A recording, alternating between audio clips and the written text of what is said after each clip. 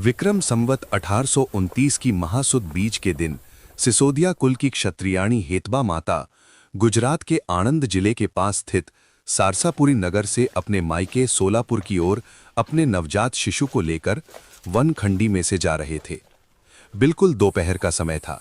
और चलते चलते माता को बहुत प्यास लगी तो शेरत तालाब नामक तालाब के पास हेतबा माता रुक गए। अपने नवजात शिशु को संभालकर हेतबा माता ने एक वृक्ष की छाया में पत्थर पर सुलाया और बहुत प्यास लगी होने से तालाब के किनारे पानी पीने लगे। तभी एक नवेर नामक हिंसक प्राणी बच्चे की ओर झपट आया और चुपचाप उस बच्चे को लेकर चला गया और हेतबा माता को उसकी भनक भी न लगने दी। हेतबा माता ने पानी पीकर बच्चे को जहां रखा था वहां जाकर देखा तो बच्चा वहां नहीं था और हेतबा माता स्तब्ध हो गए और अपना नवजात शिशु न मिलने पर जोर जोर से आक्रंद और विलाप करने लगे। उसी समय एक वृक्ष के नीचे दिव्य तेज पुंज समान दिव्य परम गुरु श्रीमद करुणा सागर महाराज एक तेजस्वी बालक स्वरूप में हेतबा माता के समक्ष प्रकट हुए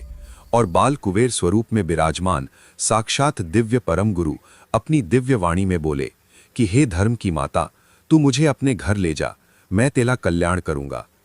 हेतबाई की मूंझवण दूर करते हुए दिव्य परम गुरु ने कहा कि हे धर्म की माता, मैं इस समग्र सृष्टि के सर्जनहार के हुक्म से आया हूं। गत जन्म में जब आप दंपत्ति गुंजारन वन में तप कर रहे थे तब आपकी भक्ति और सेवा से प्रसन्न होकर मैंने आपको वचन दिया था कि इस जन्म में मैं आपका कल्याण करूंगा। अब उसी वचन के अनुसार मैं आपको आपके पुत्र के रूप में मिला हूं। सर्वज्ञ परम गुरु की ये दिव्य वाणी सुनकर माता गदगदित हो गए।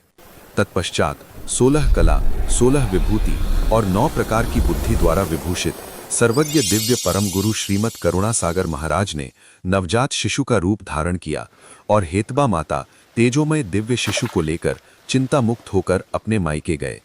और हेतबा माता तथा उनके परिवार के साथ बाल कुबेर 7 वर्ष तक रहे।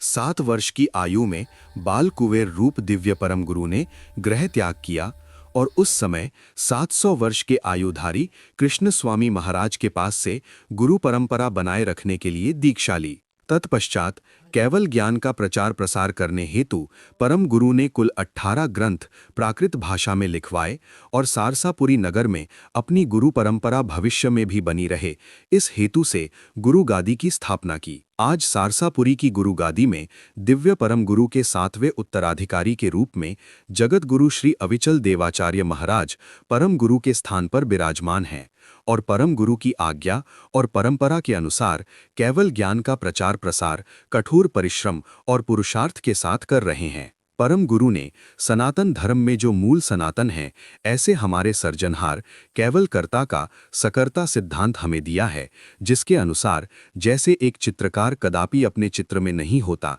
जिस तरह एक प्रजापति कदापि उसके मिट्टी के बनाए हुए सर्जन में नहीं होता, उसी न्यायानुसार इस सृष्टि के सर्जनहार ऐसे केवल कर्ता मालिक अपने सर्जन रूप इस समग्र सृष्टि में कदापि आते या जाते नहीं हैं और न जन्म लेते हैं न कभी प्रकट होते हैं।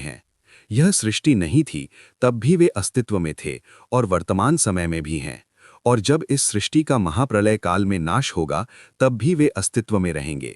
इसलिए दिव्य परम गुरु ने उस सनातन ऐसे सच्चे सर्जनहार केवल कर्ता का भजन करने का लक्ष्य अपने नेमी प्रेमी भक्तजनों को दिया है। यदि इस सिंह गर्जना समान केवल ज्ञान का गहरा अभ्यास करना हो तो YouTube पर केवल ज्ञानपीठ गुरु गादी सारसापुरी लिखकर सर्च करें, जहां सप्त कुबेराचार्य जगत गुरु श्री अविचल देवाचार्य जी महाराज जो दिव्य परम गुरु के 7वें उत्तराधिकारी हैं और जिनका अयोध्या राम मंदिर के निर्माण में भी अत्यंत महत्वपूर्ण योगदान है तथा जो अखिल भारत संत समिति के अध्यक्ष पद पर भी विराजमान हैं, उनकी लाइव कथा हर रोज रात 8:30 बजे YouTube पर आती है, तो इस दिव्य केवल ज्ञान का अचूक लाभ लें। सत केवल साहिब।